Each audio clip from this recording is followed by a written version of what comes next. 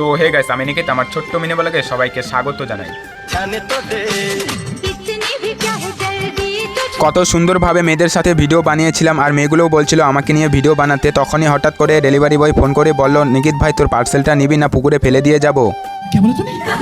ব্যাপারটা খুলে বলি গাইস, একটা মোবাইল হোল্ডার অর্ডার করেছিলাম 365 দিনের আগে, সেটা আজকে আসলো। আসার পর দেখলাম এত বড় আসছে, ভালো করে বাড়ি নিয়ে যেতেই পারছিলাম না। তারপর কোনো মতন বাড়িতে আনার পর খুলতে শুরু করলাম। যাই হোক, অনেক এক্সাইটেড ছিলাম, জীবনে এত বড় পার্সেল আনবক্সিং করছি সেইটা ভেবে। তারপর খুলে দিয়ে 2-4টা কিস খেয়ে নিলাম। তখনই মনে হয়েছিল না এইটা আমার পার্সেল, মনে তো হয়েছিল আমার গার্লফ্রেন্ড আমাকে ছোটোখাটো একটা গিফট করেছিল, তাই ভাবে কিস করেছিলাম। सुकून का नाम सुना है? हाय हाय इतना सुकून।